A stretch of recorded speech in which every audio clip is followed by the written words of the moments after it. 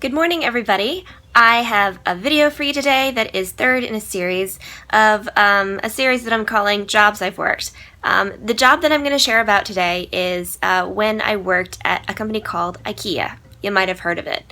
If you have ever gone to an IKEA or you just appreciate their products, their product design, and you're interested in finding out what it's like to work at IKEA, stick around for the video and I will share what my experience was like. So let's go ahead and watch the video.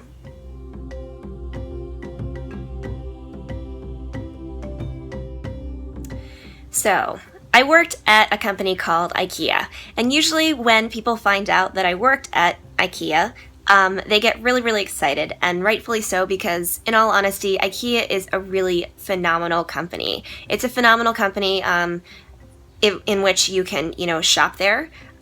It's an amazing company to work with. It's just an incredible company, and part of the reason why it's so incredible is because of the business principles of which it was founded upon. So just to give you a little bit of background of IKEA, and this is actually what they teach you when you go and do your job training. So I don't think that this is that secret or anything, because I'm pretty sure that at this point, IKEA, they even sell a book that you can buy, just kind of in there, I guess the family area. If you've been into any IKEA stores, there's an area called the family area where they even sell bathrobes and other things like that.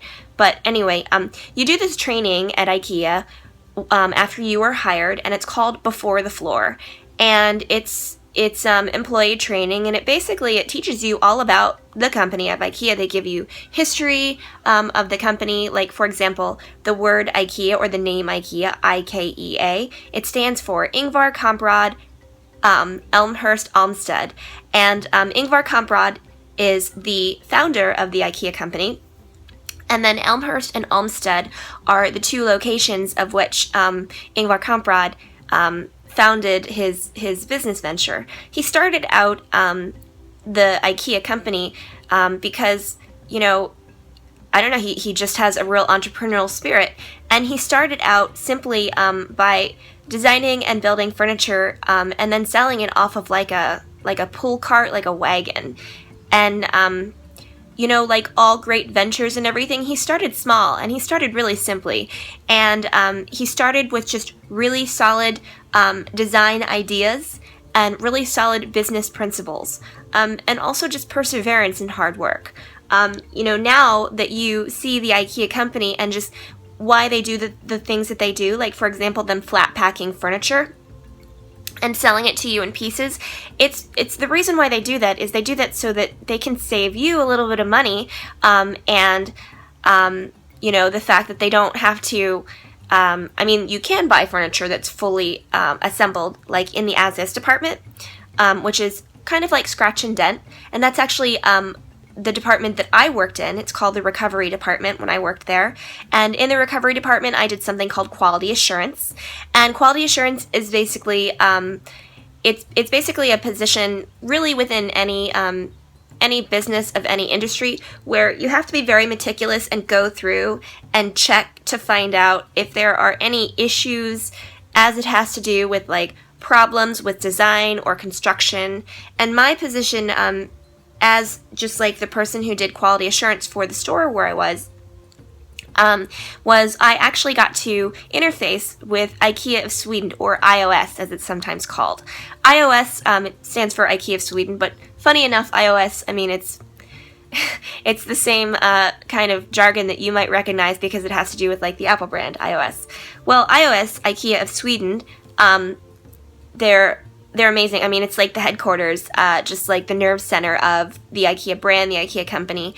And as someone who did quality assurance, what I would have to do is I would have to check in on this system that was all computerized. The interface was not nearly as pretty as it is now. Actually, it might be now that there have been upgrades, because it's been more than, let's see here, maybe it's been a decade. It was a long time ago that I worked at IKEA.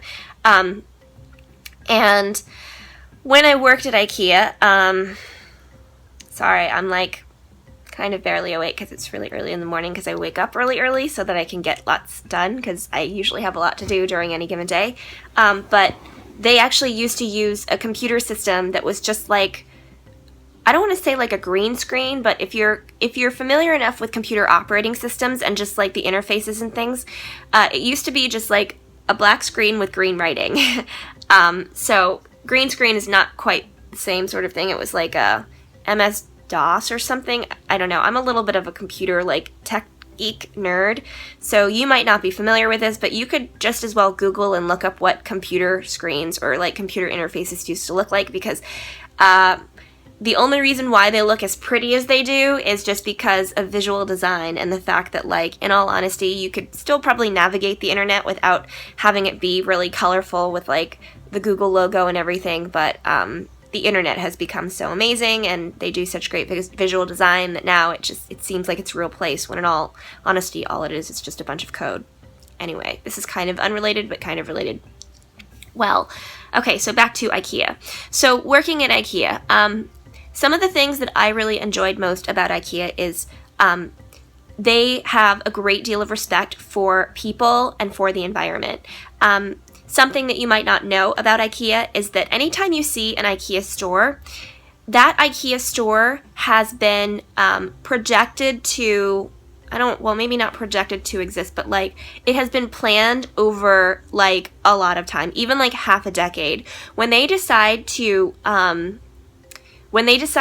to found an IKEA store in any location, the IKEA brand, the IKEA company, they go to a tremendous amount of like research and just figuring things out in terms of the environmental impact on what a store like their store would kind of bring about. Just because anytime you commercialize or urbanize any sort of environment, there are impacts on the environment. And so the IKEA brand, the IKEA stores, they are founded on principles of design and just sustainability, that they're not looking to destroy anything. They're only looking to create, and they're only looking to like encourage. So for that reason, it's not just for the furniture that they insist upon bringing like quality, sustainable sorts of things. But the IKEA brand and their approach to everything is they're looking to add to the world and to like add to people's lives, and it's for that reason that they don't go lightly about building a huge giant IKEA store, because IKEA stores are huge and giant, and that's something that is really kind of exciting about IKEA. Something that's also another kind of tidbit is that, and I don't know how true this is, because this is something that was true like way back when, but here in the United States of America, IKEA is really, really big. Like, people get super excited about it. But in other parts of the world, IKEA is not nearly so big. And I don't know why that is. I mean, the IKEA style and just like IKEA way for us here in the United States of America, or just maybe in Western culture, it's a very specific sort of a style. It's very European, the way that the design is. In all honesty, it's a little bit of like a budget of West Elm brand. If you're not familiar with West Elm brand or just West Elm style, it's very minimalistic and modern and very fresh looking, very contemporary. It has good, solid design, like furniture design. And so what IKEA does, just with the way that they do things, and this is just like the level of the market that they work on, is that they have things that are very reminiscent of West Elm stylings, or just their way of doing things, their design style, but it's just a lot more kind of consumer friendly in terms of just like on your budget, and it being a style that works. Just because some things that are mid-century modern, which is a little bit of a twist of like what IKEA does with their stylings of their home furnishings and things, is it is modern. It's like a modern twist on mid-century modern, which is trending right now. If you are a fan of really any kind of visual design.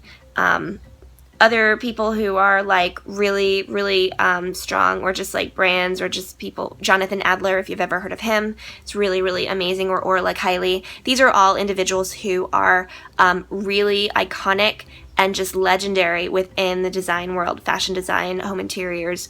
It all goes back to like really solid design. By the way, one way to think about the difference between design and art is that art offers a question, meaning when you look at something that is a lot more art, it has to do with aesthetics, meaning how it looks, and the fact that like you might look at something and it might leave you with more questions than with answers.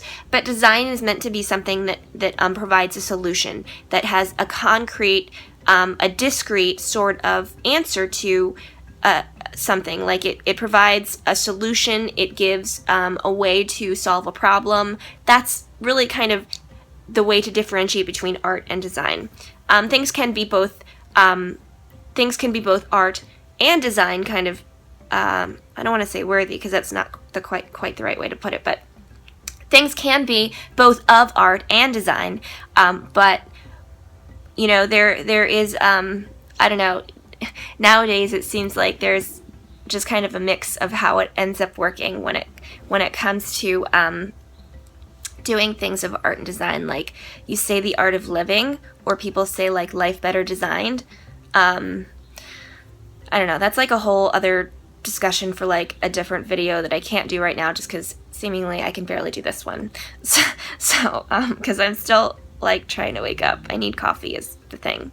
So back to the IKEA brand. Let me think of what else I could possibly tell you about the IKEA brand. Oh, okay. So about a decade and a half ago, and I think that more companies have started doing this, although I don't know the names of the companies, but one of the things that I really, really appreciated about working for IKEA is they have amazing employee benefits. Way back when, they actually had benefit packages where they would give tuition reimbursements, which is a really, really super great benefit for really anybody. I mean, but there's a lot of companies now that give tuition benefits, but IKEA was really great about that. They also had a program where, if you worked there, then what you could do is you could shop there, and you could open up, I don't want to say like a line of credit, but it was a little bit of like a way for you to buy furniture, and then the amount that you would spend, it would actually be taken out of your paycheck so that you could furnish your house with IKEA furnishings. And you could get really good prices for it, usually because they take really, really good care of their employees. So there's that. So when I was working in IKEA, it was actually when I was just out of college. And since I worked in the as-is department and I did quality assurance, I still actually have a great deal of knowledge and just like ability to be able to navigate around IKEA stores. And I can actually put together most of the furniture I can put together without directions, just because their approach of like doing product design and things, it's pretty straightforward. And like once you put together like one thing or like 3 somethings from there, then it's not that hard to put together the rest.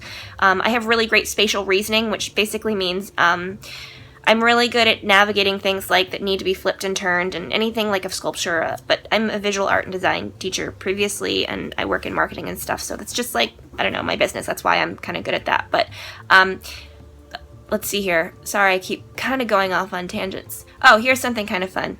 So at IKEA, like around the holidays, or sometimes they call them launch parties, where the store will be closed to everybody but the employees, and they will debut certain things. So like the employees get to see certain product lines and stuff. We would have furniture building contests where literally they would, and they would do this just to like kind of for morale and everything. They would literally have contests where it would be like, how fast can you put together a this? And in all honesty, even though, like, I'm female, I'm a girl, I can totally kick ass at putting together some IKEA furniture. Like, a whole room of furniture, I can do it really, really, really fast.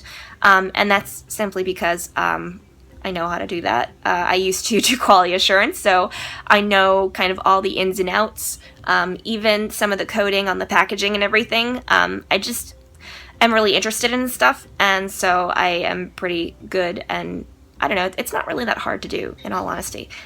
But so that's one thing, having furniture building contests at IKEA, which was really, really fun.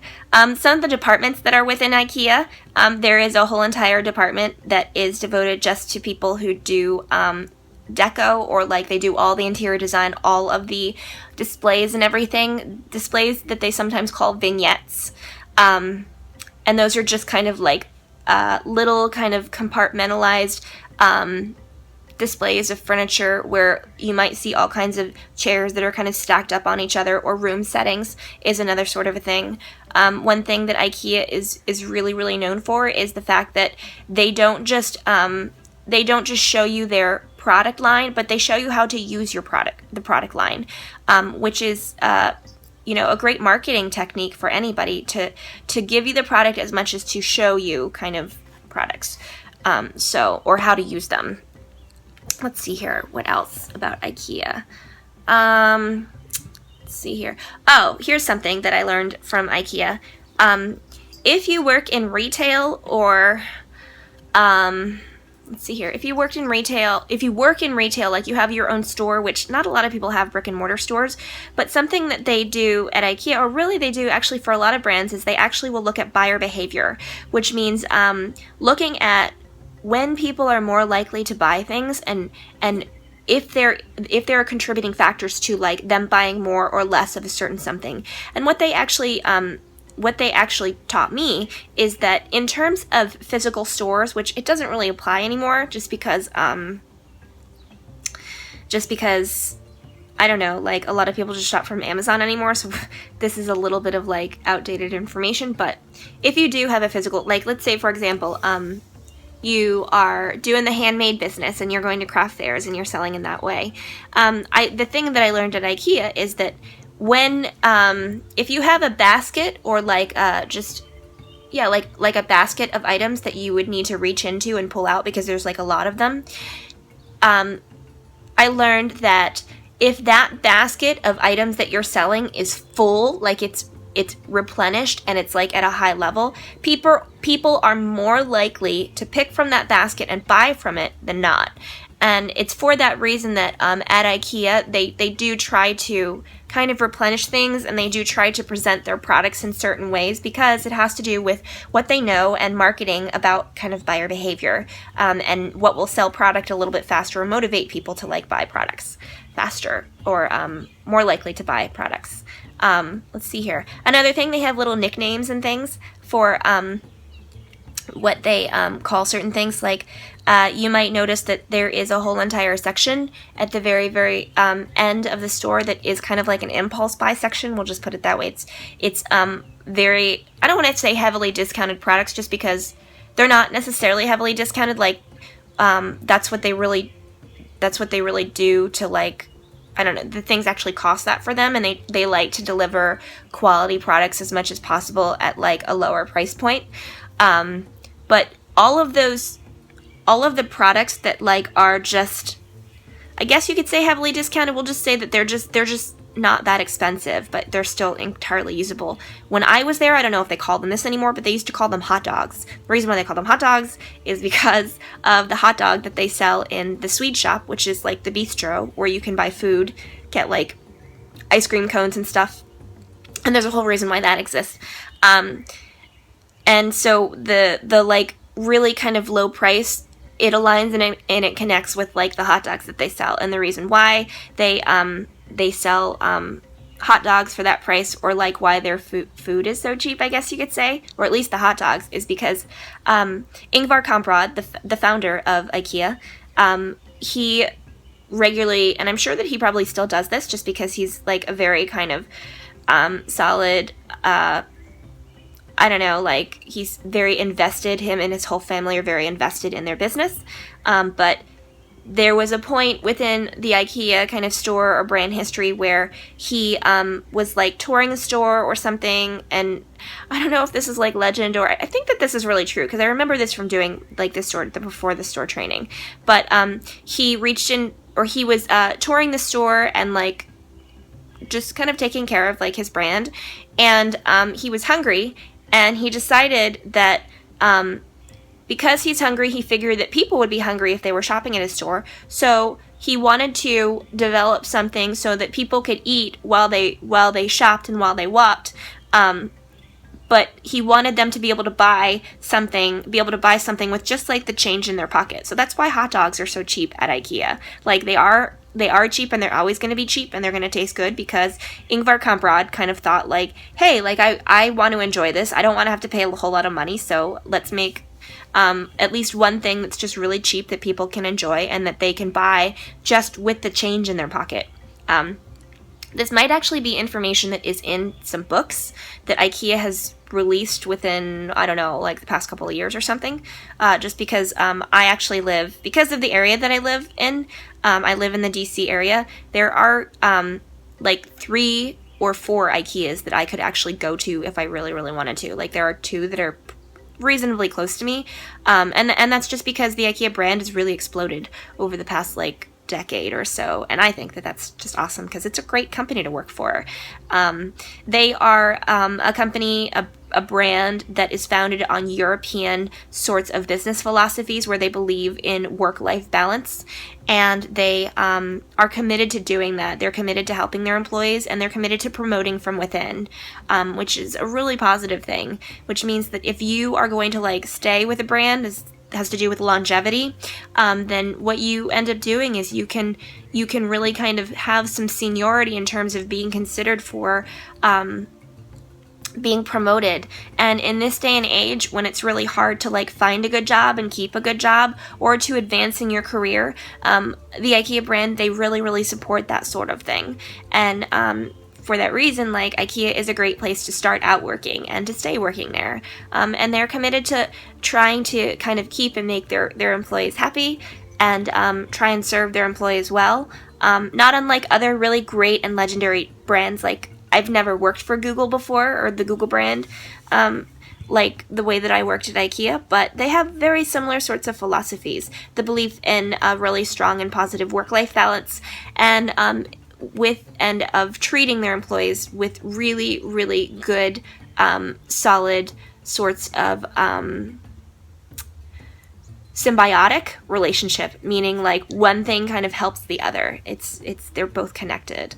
They also really believe in treating their customers very well, and there can be a whole lot of customer service issues with any business, and especially with like IKEA, where you rely upon the customer to put together their own products, and people are not used to that sort of thing. And I used to work there, and I'm an art and design teacher and can build things really fast, so that's not a big deal for me. But IKEA, they do have customer service issues that they regularly deal with that are really, honestly, not always the issue of the brand, but they do their very best to attend to customer service needs. I mean, classically, and people don't like to think of it like this, but like customer service, the customer is always right. And what it comes down to is like, while you might not agree with something like that, that is good, solid business practice that like is going to win you customer loyalty, brand loyalty, and just a solid customer fan base where I don't know, like you don't have to fight to stay in the market because people will fight to keep you in the market. So there's a little bit of like kind of good solid business practices. Let's see here. There was one more thing that was, part of the reason why IKEA can actually provide good solid products at like lower cost than other places is because what they do is they travel the world and they try to find manufacturers for their products that people normally would not go there and like use such manufacturers for their products. Like let's say, for example, IKEA has a chair that is like a metal chair that has like bars that are bent and everything, and then it has a fabric sling. There are a lot of companies, and I think more companies are doing this now. There are a lot of companies, and they will go and they will find suppliers for their brand, their products, that only specialize in a certain something. But what IKEA does is they really think outside the box, and they really are very practical. And what they will do is they will think about their product design, and then they will say, okay, so we want the product to look like this. Can we think of a certain manufacturer, or can we think of a certain supplier who maybe they don't make chairs, but they would be willing to make parts that that would work for the chair design that we have, because they already like manufacture something similar. So let's say, for example, IKEA and like this chair example, what they'll do is they'll go to, let's say, for example, like a metal bending company, meaning like metal bending, like a company that manufactures bicycles, because the design of like a bicycle, it's similar to the chair design that they have. And so they'll approach the manufacturer and say, hey, will you do us a favor, and will you manufacture this certain part that we need, just because it's easy for you since you already do this sort of work, and then you manufacture this part for us, and then that takes care of that. And they have suppliers from all over the world, and they have suppliers of all different types that you wouldn't normally think that this factory actually manufactures something for IKEA. And then IKEA puts it together in this like kit, I guess you could say, like this DIY kit. And then you, the consumer, get to enjoy and be gratified by the fact that like you helped put this together. And there's a lot to be said for like just DIY and the fact that you kind of have a hand in putting your home together. I mean, it's like a very revolutionary idea that has always kind of existed. I mean, it's great to like hire an interior designer and everything, but there is something that is a lot more gratifying and a lot more sustainable if truly you do help to design and create kind of your own space and your own life. There's something that you're investing your time in it, which means in turn it's going to be more important to you. You might take care of it a little bit more too. So it's all about sustainable living just across the board. So I think that's about it, all that I can think of right now, actually, to just kind of discuss of IKEA. And I hope that you've learned something. Maybe you've been inspired to maybe work for IKEA in some capacity. They have call centers now, and they have so many more stores than when I was working for IKEA, which, as I've mentioned, in this video already, like, I think that's amazing and wonderful. It's a great company to work for. And it's a great company to kind of get started at. One piece of advice I would give anybody who maybe is at the beginning of their career is, really think about the fact that, yes, you could work for like any of the brands that I've already talked about. I live in an urban environment. I've lived in places where there are really big brands and really big companies, and that can work to my advantage sometimes because working for recognizable, reputable brands and things,